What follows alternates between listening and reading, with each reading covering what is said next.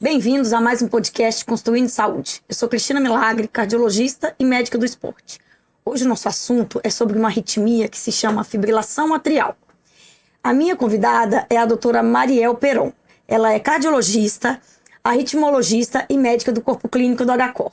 Mariel, prazer te receber no podcast para a gente conversar dessa arritmia tão comum e que muita gente precisa conhecer melhor para se cuidar, né? Ei, Cris, feliz de estar aqui com você nesse podcast que tem ajudado a construir saúde. Então, toda a informação é bem-vinda. A fibrilação atrial é muito prevalente na nossa população de uma forma geral. Eu acho que está cada vez mais conhecida e ficando mais interessante do paciente procurar esse entendimento.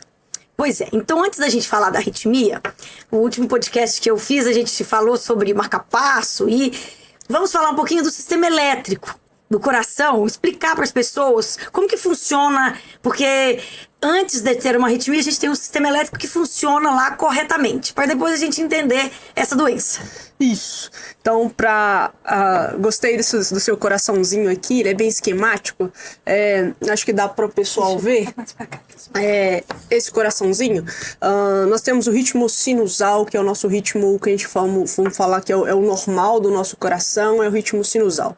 O ritmo sinusal nasce no nosso sino atrial, que é bem na desembocadura da cava superior com a parede do átrio. Então ele é superior ao nosso coração e é dali que sai. Eu tento explicar para os meus pacientes, é como se fosse a tomada da lâmpada. Então toda vez que eu acendo que eu mexo na tomada, a lâmpada acende. E isso ritmicamente, isso é conduzido de célula a célula, né, pelo sistema de condução, o feedback que vai para o outro lado, que é o átrio esquerdo, que chega até o nó átrio ventricular, que separa as camadas de cima, que é o átrio, e a parte de baixo, que são os ventrículos. Então a gente tem o nosso sino atrial, que é a tomada, que sai o ritmo sinusal, que chega até esse nó átrio ventricular, que diminui um pouquinho a frequência, que chega o ritmo a essa parte de baixo dos ventrículos. E aí se divide em ramo direito e ramo esquerdo e se distribui eletricamente célula a célula. Então, quando a gente fala em arritmia, é algo que saiu desse sistema de condução normal,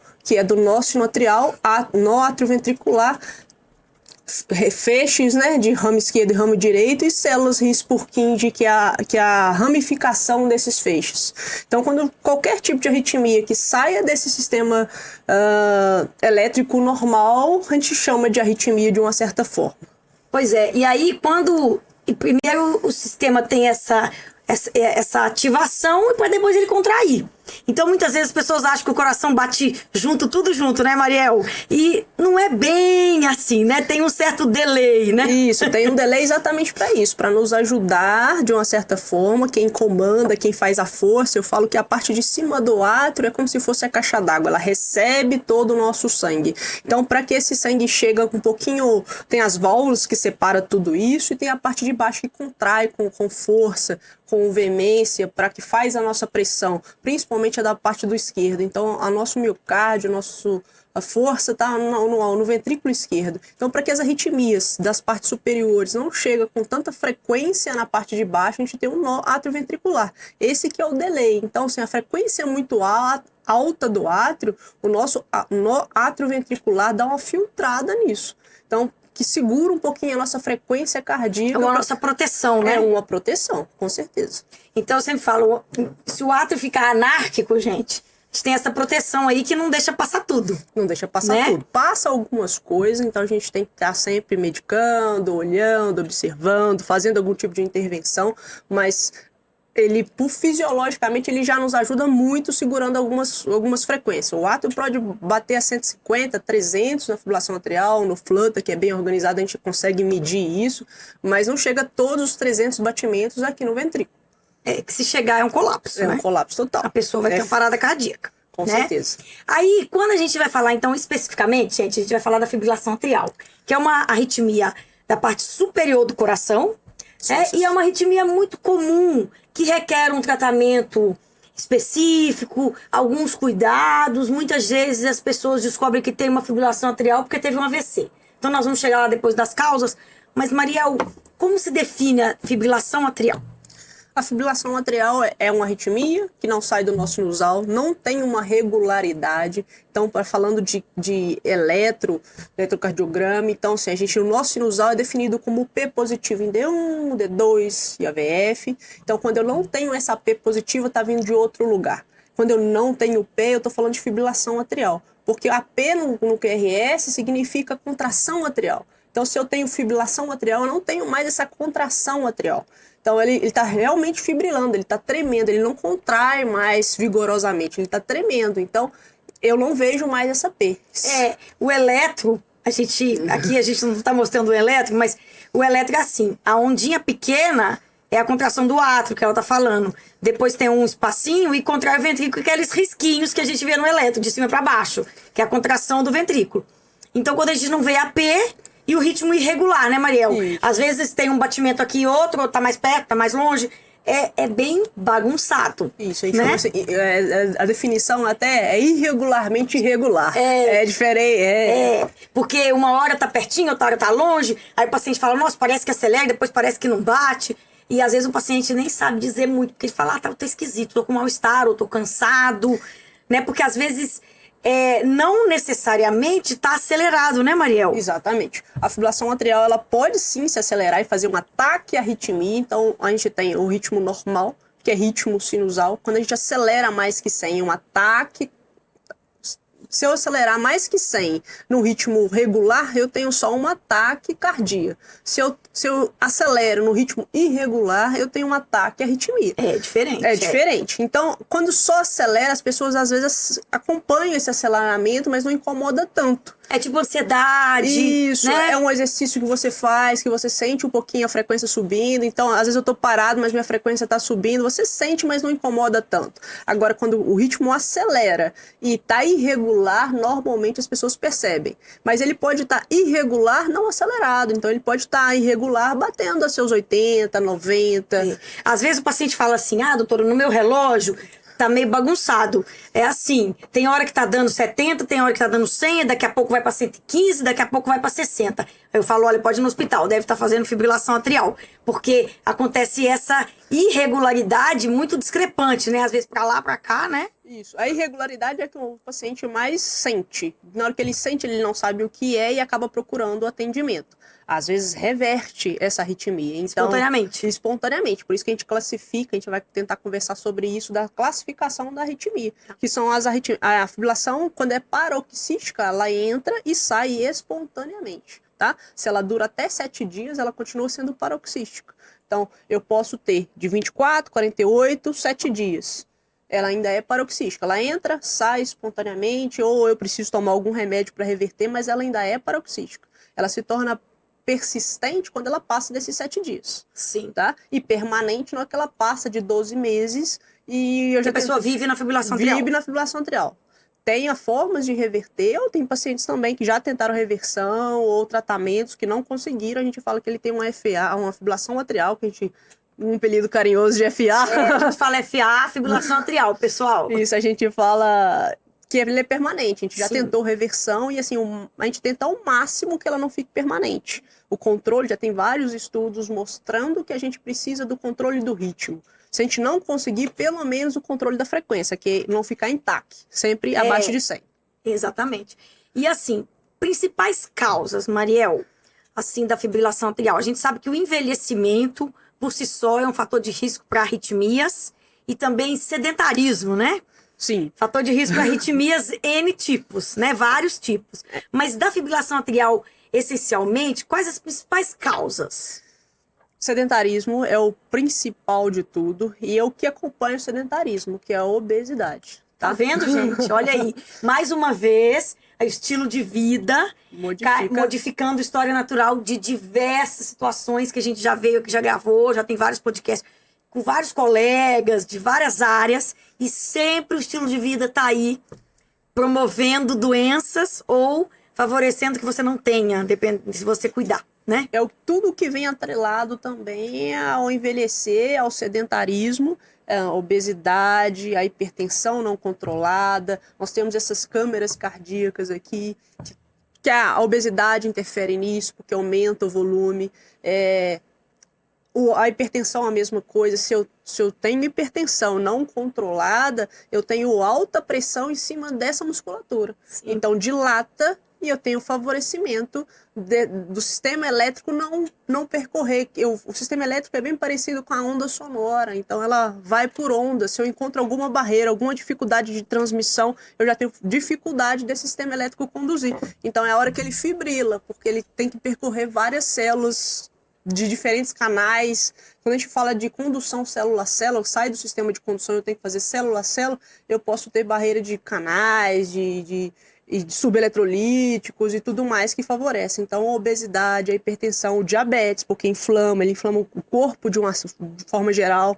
Então, se eu inflamo o tecido cardíaco, eu tenho facilidade de fazer a fibrilação atrial. Uma coisa muito importante que está em evidência é a apneia do sono. Sim, as pessoas que roncam, pessoal, podem ter apneia. Já tivemos podcast sobre apneia, já falamos sobre isso. Então, às vezes a pessoa até é ronca, mas não tem apneia. Mas como a apneia cai a oxigenação, isso favorece as arritmias, né? Favorece as arritmias, primeiro, pela baixa oxigenação, tudo que deteriora a célula. E o segundo e o mais importante disso tudo, são vários mecanismos que favorecem a fibrilação atrial a partir da apneia, picos hipertensivos, que a apneia faz pico hipertensivo, de pressão de difícil controle, de dia e de noite. A gente tem um descenso noturno, então isso deixa de ocorrer, isso favorece a fibrilação atrial. Outra coisa que é o mais falado, são várias pontes que ajudam a fibrilação atrial, é a descarga adrenérgica. Toda vez que eu tenho falta de oxigênio, eu tenho uma descarga adrenérgica muito grande para eu poder acordar, senão eu morro. Meu cérebro é inteligente o suficiente de me acordar para tentar, vamos, respira. Essa descarga adrenérgica são substâncias que, né, e o sistema elétrico ativando aí para, tipo, a gente tem o centro respiratório que detecta, né, a falta de oxigenação e deflagra o estímulo para respirar, né? Isso é a base de regulação hormonal, neurohormonal. Então, toda vez que eu tenho uma apneia, que eu jogo pro meu cérebro que eu tô faltando ar, oxigênio, acorda, isso desperta e a base de descarga adrenérgica de muitos hormônios em cima do tecido cardíaco. Muito estresse em cima dele. Muito estresse. É favorecido o estresse. Uma causa importante também da fibrilação atrial é o estresse. Exatamente por esses mesmos hormônios causados pelo despertar da apneia. Problemas de válvulas, né? Também. A válvula já é um problema mecânico, então toda vez que eu tenho um problema mecânico, que eu tenho dificuldade de esvaziamento ou retorno, refluxo pelo sangue, eu aumento, eu dilato essa câmara cardíaca, que eu falo. Na hora que eu dilato, eu perco as conexinas de célula a célula, então eu facilito a fibrilação atrial. Outro motivo também são problemas de válvulas, né? Tanto válvula mitral, que é mais comum, né? De você ter arritmia. Exato. O problema da válvula é problemas mecânicos. Então, toda vez que eu atrapalho a mecânica cardíaca, eu causo dilatação de uma das câmaras, ou de todas as câmaras, ou do coração inteiro, eu faço uma miocardiopatia dilatada, eu favoreço as arritmias pela dificuldade de transmissão desse sistema elétrico.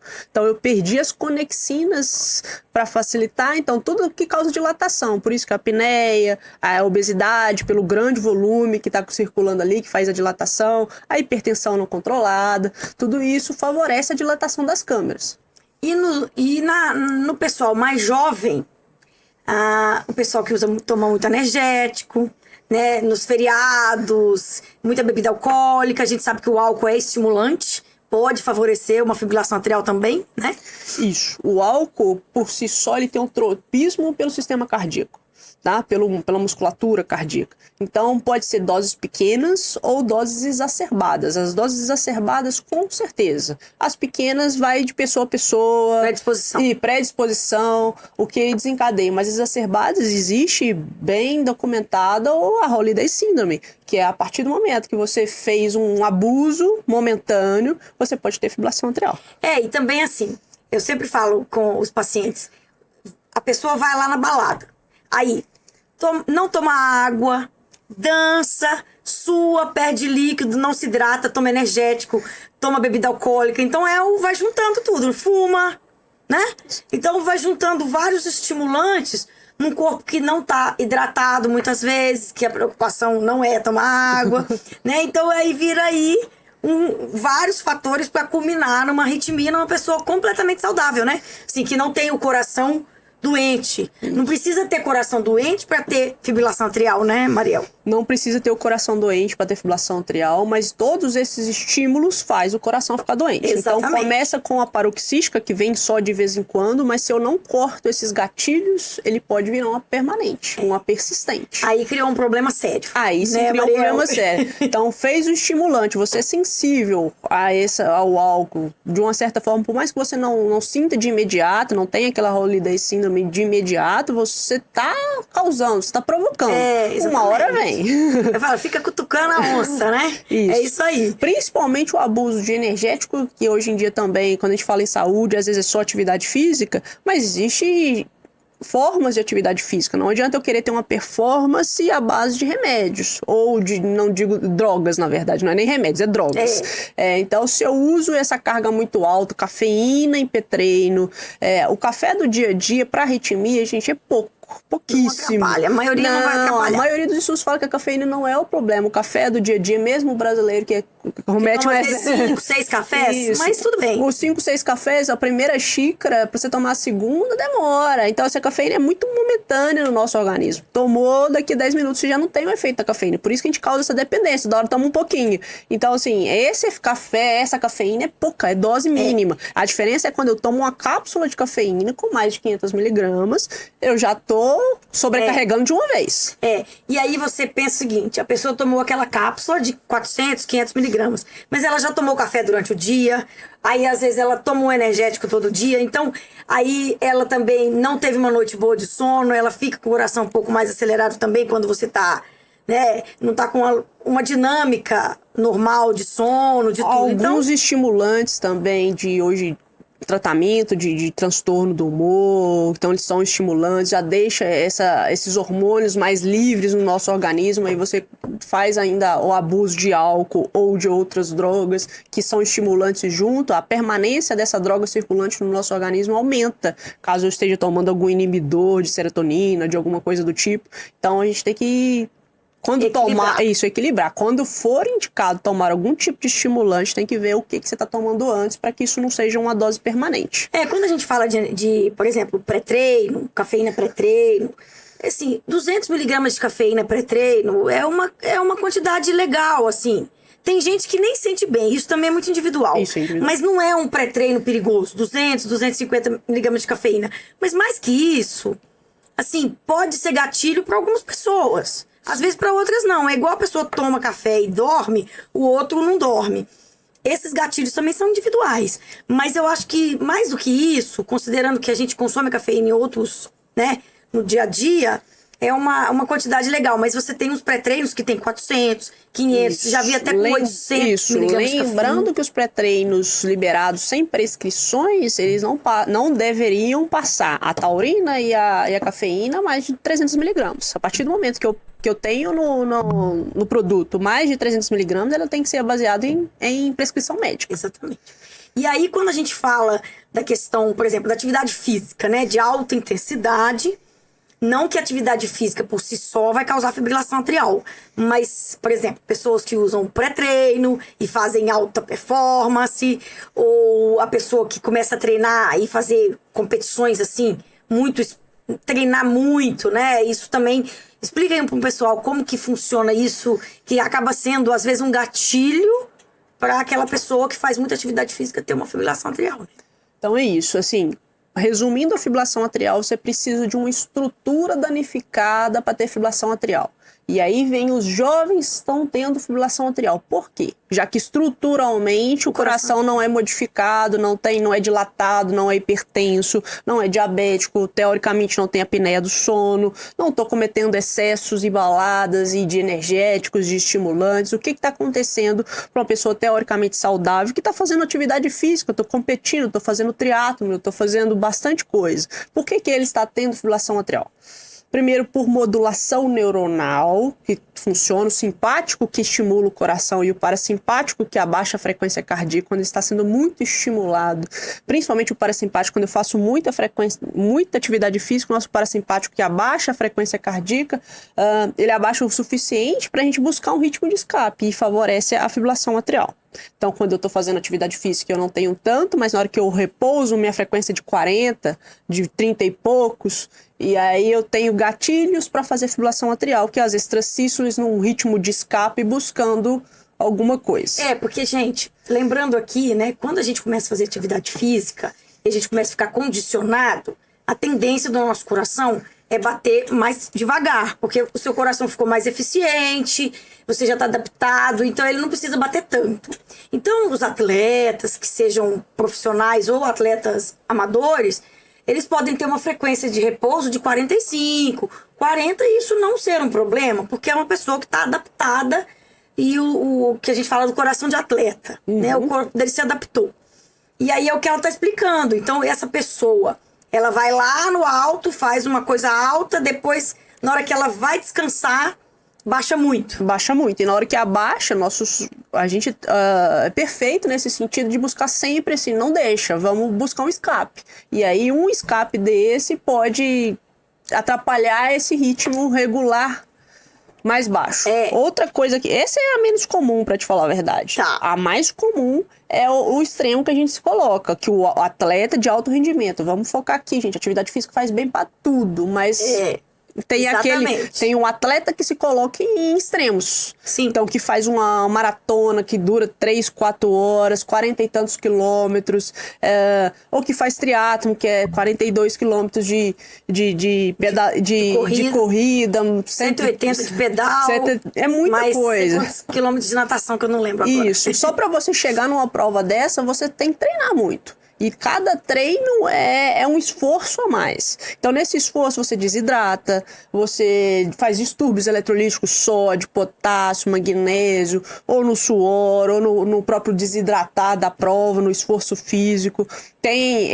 Para eu continuar correndo, eu tenho um retorno venoso que faz essa dilatação das câmaras cardíacas para que cada batimento seja cada vez mais eficiente. Então, assim, eu coloco o meu coração no extremo. No extremo, E isso pode ser gatilho. E muitas vezes a dificuldade é querer que eles diminuam, né? Quando Isso. eles têm esses episódios que a gente fala, vamos dar uma... né, vamos equilibrar um pouco, porque às vezes são muitas provas, né, muito perto uma da outra, gerando, porque os treinamentos já são pesados, e aí as competições, que aí tem o estresse da competição, várias coisas que vão envolver nisso daí também, né? Isso, assim, quando o esporte é tão bom que eu falo que ele vicia. Então, quando eu tô lá no meu auge, que eu tô assim na adrenalina total, eu chegar pro paciente e falar assim, você tá fazendo isso, você precisa destreinar ou diminuir, você tem que fazer uma prova no mês, uma prova no ano. Não dá pra fazer uma prova a cada final de semana, não dá pra você treinar, porque quem faz uma prova 15 dias, ou que seja, cada final de semana, o treino por trás disso é de todo dia. Claro. E todo dia de alta intensidade. Por exemplo, a pessoa que faz uma maratona, gente, que é 42 quilômetros, o treino dela são 42 quilômetros por semana. Ela tem que fazer tipo uma maratona por semana, que é o preparo, né? Então, assim, ela vai ter esse desgaste. E às vezes ela já tem algum gatilho, né? Isso. Já tem uma predisposição para alguma coisa, aí vem um pré-treino. Então, assim... Claro, isso aí não é pra maioria, né, Mariel? Não. A maioria que vai na academia 2 vezes por semana, corre e faz pedal e faz musculação. Isso aí, gente, fique tranquilo. A gente não tá dizendo aqui que exercício não pode físico treinar. Mas pra esses extremos pode acontecer. Porque todo mundo tem a ideia que o atleta, ele é saudável, né? Extremamente saudável. Mas o atleta envelhece, né? E isso aumenta o risco dele ter hipertensão, de ter arritmia porque ele envelhece. E aí, dependendo do quanto ele vai se esforçar, isso também pode ser um gatilho, né? Sim.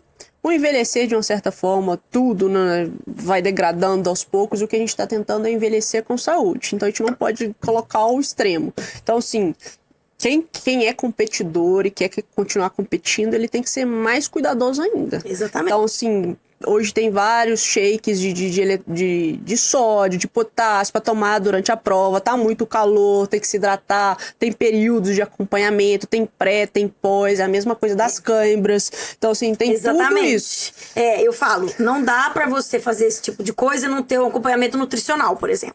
Porque é impossível, né? Eu tenho um paciente que ele fazia essas provas de bike e ele vivia faminto. Eu falei, se você não for um nutricionista do esporte, eu não vou te liberar para a próxima prova. Porque não tem cabimento você comer igual eu, por exemplo. Uhum. Eu falei, não pode. Porque você vai acabar gerando um problema aí, porque aí ele foi e aí ele foi uma outra vida. Porque não pode. O que a pessoa que treina come, que ela vai tomar de água, o que ela vai ter que suplementar é completamente diferente. E é no pré e no durante e pós. Então, o que atrapalha tudo isso é nesse percurso todo. Não é só o pré, não é só o treino. Eu tenho que estar muito bem treinado, mas eu tenho que estar preparado pro pré, pro durante e pro pós. Depois. Exatamente. O pós é muito importante, tanto em relação ao descanso, quanto à reposição de tudo isso que foi perdido. Porque você tem que deixar o seu corpo descansar para depois você recomeçar, né? Senão começa a lesão, tudo, a arritmia, hipertensão. E aí também você começa a ficar com a frequência alta, que a gente chama de overtraining, né? Porque você começa a ficar mais cansado para aquelas coisas que você fazia corriqueiramente, enfim. Mas, voltando a falar especificamente, né? A gente deu uma pincelada nessa coisa do exercício, porque eu acho importante a gente falar. Mas quando a gente pensa na fibrilação atrial, então vamos falar um pouquinho do tratamento, assim. A pessoa que tem uma fibrilação atrial uma vez na vida, por um motivo específico, e o coração é normal, talvez essa pessoa nem vai tratar, né?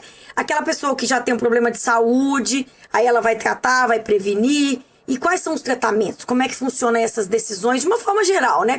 Cada caso é um caso, mas a grande preocupação nossa dos pacientes que têm fibrilação atrial, né, Mariel, é ter um AVC, que é uma complicação grave, que compromete a sua vida da sua forma de... na sua autonomia em tudo. E muitas vezes o paciente só descobre a fibrilação atrial quando tem um AVC. Né? Isso é muito triste. A gente falou dos sintomas. Então, quando é sintomático, qualquer sintoma que seja, você não sabe qual arritmia que é, então você tem que procurar um médico, fazer preferencialmente um registro. Hoje já temos vários estudos que os Apple Watches, não só os Apple Watches, assim, não estou dizendo de marca, os vestíveis, né, de uma certa forma, pode ser de Samsung ou a marca que for, ele é validado como diagnóstico. Então, se o seu relógio faz esse registro para o braço, registra o que está acontecendo, não passou, vai ao pronto-socorro, registra lá com eletro de 12 derivações, que facilita, porque às vezes eu falo do relógio, porque tem nos ajudado muito no diagnóstico. Porque às vezes a gente não pega, né? Quando o paciente chega, já passou. É isso, você está se arrumando para ir no pronto-socorro, já reverteu. Então, o relógio, registra um relógio, continuou persistente os sintomas, vai no pronto-socorro, registra, procura o mais rápido possível o cardiologista para ter um diagnóstico do que está acontecendo.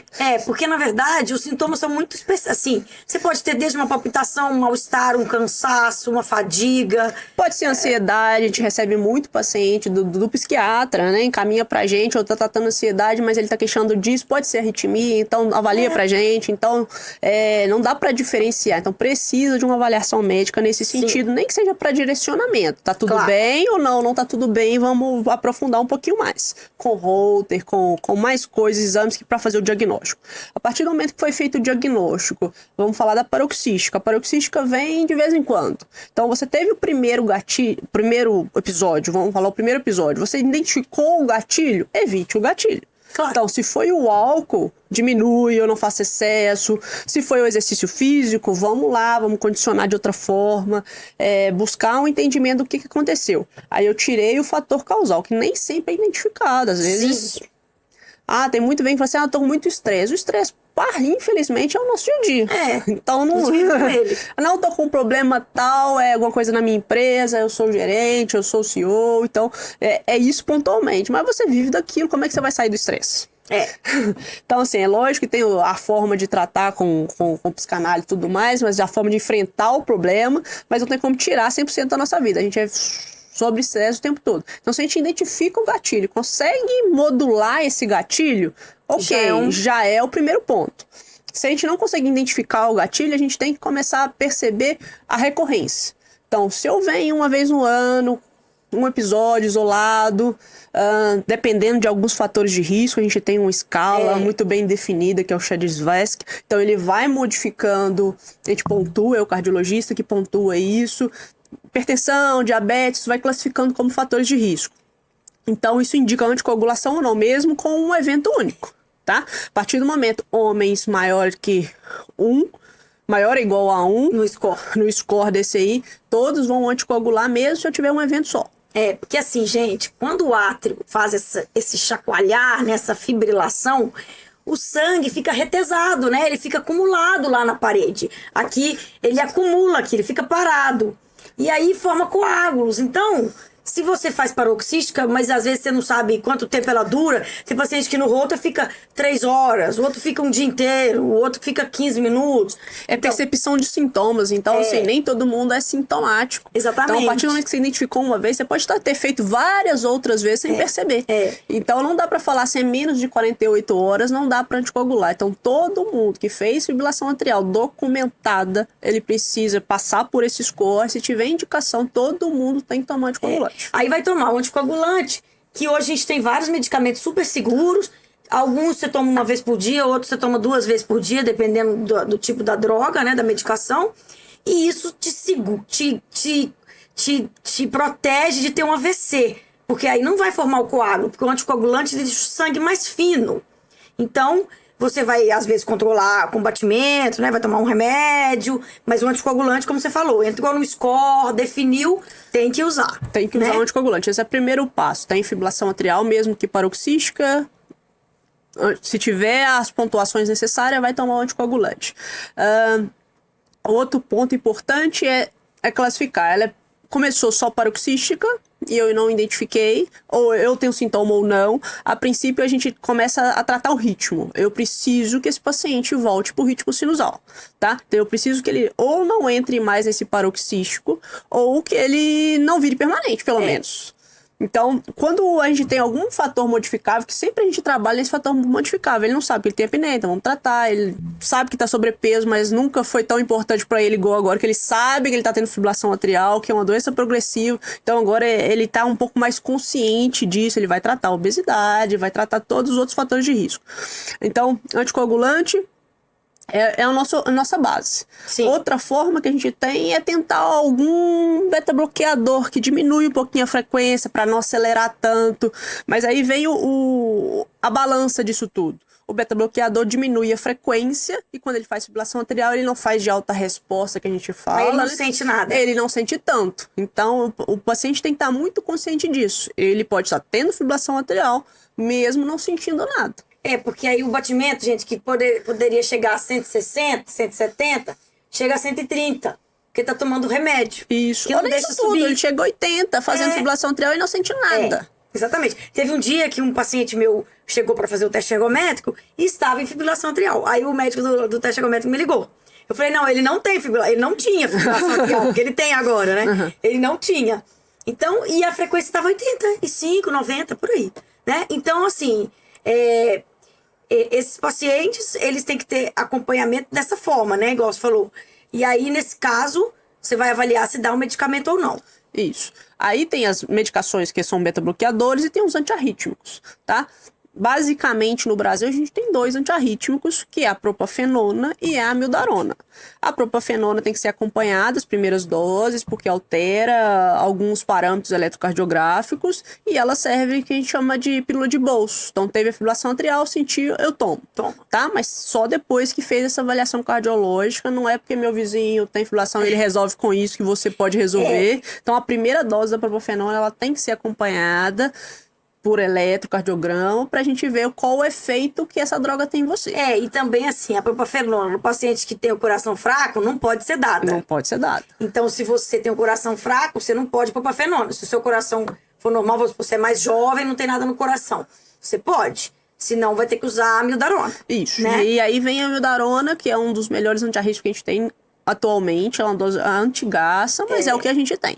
E é maravilhoso, né? É maravilhoso. O problema são os efeitos colaterais. Muitos efeitos colaterais, e tem que ser acompanhado de perto. Ele faz impregnação em córnea, então atrapalha as vísceras, faz a impregnação em tireoide, então ela atrapalha os hormônios da tireoide, a amiodarona, então tem iodo na fórmula, então ela tem várias... Questão pulmonar, pulmonar, impregnação pulmonar, então tem tudo isso, precisa. Tem gente que vai precisar da amiodarona no final das contas, e a gente vai fazer o acompanhamento disso, mas é risco-benefício. Se eu puder não tomar a amiodarona, é o melhor cenário.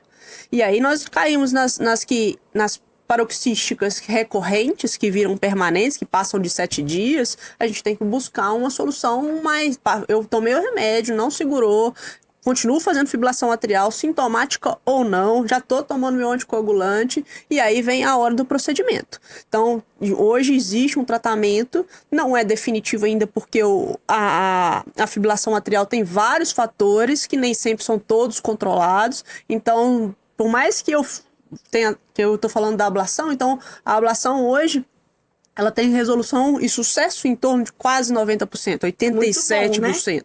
Né? Mas eu preciso muito que o paciente continue se cuidando. Porque se ele fizer o dever de casa, a chance de não voltar, agora o cara faz ablação. Aí ele continua com a apneia, ele não trata a obesidade, a pressão está descontrolada, vai fazer fibrilação atrial de novo. Então não compensa fazer um procedimento muitas vezes. Né? Se eu não me cuidar de todos a primeira coisa, antes de fazer qualquer tipo de tratamento, eu tenho que minimizar ou mitigar ao máximo meus fatores de risco. Se eu vou lá e ainda continuo cutucando com os fatores de risco, não trato os fatores de risco, posso fazer a ablação, que é considerado um tratamento ouro. Padrão ouro para o tratamento. Obesidade, ele engorda, ele aumenta mais a câmera. Eu tratei a câmera cardíaca, ele tinha 40 de volume. Agora ele tem 45. Tem espaço ali agora que não foi alcançado. E aí, a gente sabe também que se o paciente ficar na fibrilação atrial, com o tempo o coração pode ficar fraco, né, Mariel? Isso. Ele pode dilatar, ou ele pode começar a bater menos. Porque assim, gente, aqui 30% do débito cardíaco, que é o que sai do coração, do ventrículo, vem da contração do átrio, né? Então você acaba perdendo um pouco do volume que teria que chegar lá no coração e não chega por causa da fibrilação crônica, né? Quando o paciente está sempre na fibrilação atrial. Por isso que a gente é obcecado por voltar pro ritmo. A gente é obcecado mesmo. Então, quanto mais arritmia tem, a gente fala assim, uma coisa alimenta a outra. Quanto mais arritmia tem, mais eu mexo na estrutura cardíaca e mais eu favoreço ter arritmia. E a gente vê, né, que o paciente que faz a reversão, depois ele recupera a função muitas vezes, né? Ou tá ali nele limítrofe, já sobe um pouco, ou deixa de piorar a função. Então, toda vez que eu tenho a fibrilação atrial, ou medicamentosamente, ou por cardioversão elétrica, ou por ablação, eu tenho que voltar ele pro ritmo. E aí vem as paroxísticas que começam a ficar permanente por causa disso. Entrou, saiu, eu tenho que tomar uma decisão definitiva para isso. Não é interessante ele ficar entrando e saindo, porque uma hora eu perco o time disso tudo aí. Então existe, bem documentado também, as taquiomiopatias induzidas, que eu dilato a câmara cardíaca induzida por arritmia. Por arritmia, de tanto ficar entrando e saindo, né? Isso, se a gente pega numa evolução muito grande, a gente não sabe quem veio primeiro, se o coração dilatou e tá fazendo arritmia, ou se foi a arritmia que dilatou o coração. Quando ela fala da cardioversão elétrica, gente, vocês já viram na televisão aqueles choquinhos quando a pessoa tem uma parada cardíaca. Isso também é uma cardioversão, mas na verdade é uma desfibrilação, né? Que é uma parada cardíaca. Agora, quando é uma cardioversão, é aquele paciente que tem arritmia, você interna, vai sedar e vai fazer o choquinho para ver se consegue reverter pro ritmo, né, Mariel? É o reset, é o desliga e liga. É o reset, é isso mesmo. E muitas vezes dá certo. Muito, né? A diferença é exatamente se eu não tiro os fatores de risco, ou se eu não consigo, eu não identifico quais são os fatores, eles continuam lá, ele vai voltar. Eu tenho uma paciente que ela tinha um problema na válvula mitral. Aí ela tinha ritmo sinusal, ritmo próprio, gente. Ela operou a válvula mitral e depois ela ficou em FA, fibrilação atrial no pós-operatório, e aí ela ficou tomando remédio, mas aí a gente esperou uns 2 meses e não voltou, mesmo com as medicações, cardioversão elétrica. Internou, fez o choquinho, saiu. Tá bonitinho e sinusal. Tá lá com o ritmo próprio do coração, muito bem, obrigada. Com a válvula nova, fazendo exercício. Então é isso, né? A gente fica obcecado mesmo, porque a gente sabe o que vai acontecer, né, Mariel? Vai. Então a gente tem que buscar de todas as formas medicamentosas, de fatores de risco, a voltar para esse ritmo sinusal. Não consegui, o ato já tá muito dilatado, eu já fiz ablação, já fiz uma. Uma pergunta frequente é: quantas vezes eu posso fazer ablação? Ou quais remédios eu posso tomar antes da ablação? Já passei todos os degraus, não tem essa regra, não tem um específico. Por exemplo, tem pessoas que fazem uma fibrilação atrial na vida e depois vai fazer uma ablação. Porque, por exemplo, um piloto, né? Um atleta. Então, assim, uma situação específica. Você foi na balada, teve um feriado, tomou todas, fumou, desidratou, enfim, teve uma fibrilação atrial, aquilo ali pode ter sido um contexto e nunca mais você vai ter. Então, você não vai precisar fazer uma ablação. Nunca mais vai cometer todos esses excessos. Isso mesmo. Então, é diferente, assim. Cada caso é um caso. Cada caso é um Aquele caso. paciente que está sempre viajando e, às vezes, está em lugares que, às vezes, ele não vai ter uma assistência. Então, você tem que ver o contexto que esse paciente está pra... E aí você tem esses que já tentaram de tudo e não dá certo e faz ablação. Se eu não me engano, a diretriz de 2001, ela divergiu nisso aí. Antes, o paciente tinha que ter tentado todos os tratamentos medicamentosos possíveis e elegíveis para aquele caso, para depois se pensar em ablação. Hoje em dia já é classe 1A, ele falar, eu tive uma ablação registrada, claro. Uma fibrilação. E quero fazer uma ablação, do primeiro episódio. Que às vezes é uma pessoa jovem, que não quer tomar remédio, enfim, não tem... E aí, às vezes, já teve alguns episódios, ou um episódio só, mas... Foi extremamente desconfortável, moro longe, eu preciso de me afastar do pronto-socorro com uma certa distância, me incomoda muito. A frequência pode ficar tão alta a ponto de ter pré-síncope, tontura e tudo mais, sintomas mesmo, e eu não quero ter isso de novo. Porque, gente, imagina, o átrio pode bater a 300, né? E a gente tem... misturado com a fibrilação atrial, uma outra arritmia que é o flutter atrial, né? Que muitas vezes estão ali juntos e misturados, né, Mariel? Juntos e misturados porque é da mesma câmera. Então, mas o flutter é um ritmo mais organizado, às vezes não tão sintomático, só quando ele é de frequência alta mesmo, que a pessoa é mais sintomática. Que ele é mais regular, Ele é mais regular, a gente chama de um circuito macro-reentrante, então ele faz a volta inteira, então ele dá pra ver as ondas pelo eletro, então ele é mais regular, nem tão sintomático, mas a gente chama que ele degenera às vezes para fibrilação atrial. Então quem tem flutter com recorrência também, que tem que anticoagular igual semelhante à fibrilação atrial, tem que tratar todos os fatores de risco semelhante à fibrilação atrial, às vezes só de tratar o flutter já não tem o desencadear da fibrilação atrial, que é um pouquinho mais grave, né? Muito mais anárquico do que o flutter. Mas, uma loucura. Mas as causas e consequências andam muito juntos. Gente, eu acho que é importante isso, né? A gente, esse podcast Construir de Saúde é por isso, assim, a gente tem que fazer a nossa parte na construção de saúde, porque muita coisa a gente pode evitar, né? Com certeza. E se a gente tiver um problema... Também, se a gente pensar nessa questão do estilo de vida, a gente vai minimizar esses problemas, evitar que aconteça novamente, né? Então, acho que, assim, o mais importante aí das consequências da fibrilação atrial não tratada seria o AVC, né, isquêmico, que sai um coágulo do coração, Lembrando, né, Mariel? Que os AVCs mais graves são da fibrilação atrial. Porque o trombo que se forma dentro do coração, o nosso coração tem uma alcinha que a gente chama de auriculeta. Ele é muito... Aqui tá muito liso, o coração da Cris é lindo, né?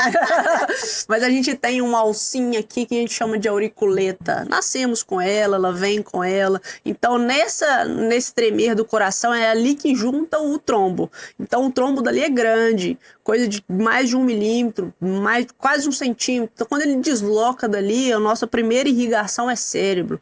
Então, o que a gente prioriza, ele vai direto para o cérebro. Ele pode ir para qualquer lugar, mas normalmente ele vai para o cérebro. Então é trombo grande, que faz AVC grande, bem catastrófico. A pessoa fica metade do corpo paralisada. Quando os AVCs de embolia pequena, às vezes volta, faz coordenação motora, atividade, acaba voltando, não ficando com sequelas permanentes ou tão permanentes assim. Então, mas o AVC da fibrilação atrial é AVC grande, com muita sequela, com muita incapacidade física, depende de onde que chegar, aquilo tudo é drástico.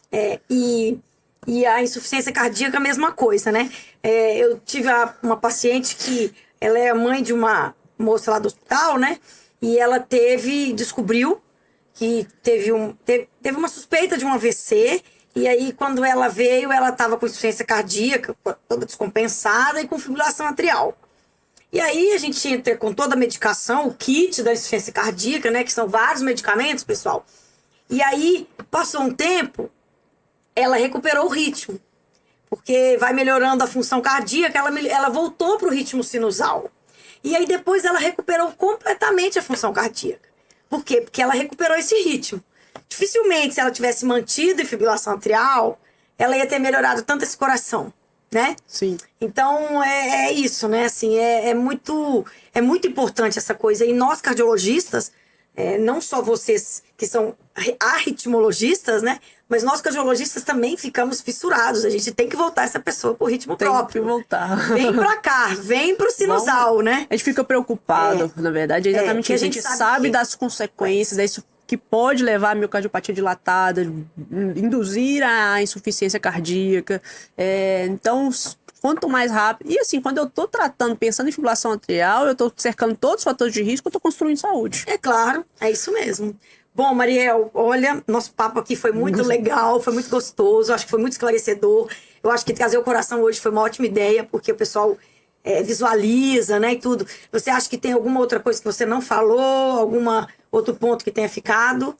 Detalhe, um tratamento também para quem não pode tomar os anticoagulantes, bem reforçando isso, é quem é contraindicado os anticoagulantes por sangramento intestinal, por algum motivo, não pode tomar um anticoagulante. Chegou à conclusão, médico, paciente, que ele não consegue tomar um anticoagulante. Existe um tratamento, não da fibrilação atrial, mas pelo menos evita, minimiza a chance do trombo, que é a oclusor desse apêndice. Então, a gente tampa esse apêndice com a prótese para que não facilite, porque o átrio, de uma certa forma, é um balão, então a parede dele é lisa. O que mais facilita o trombo é a auriculeta, tá? É o formador de trombo, é o armazenador de trombo. Então, se a gente oclui essa auriculeta... Diminui muito a chance. A chance do trombo, mas não das outras consequências que a fibrilação traz. Então, a gente tem que tratar a fibrilação atrial e tratar com o anticoagulante ou com o oclusor, esse detalhezinho para facilitar. Legal.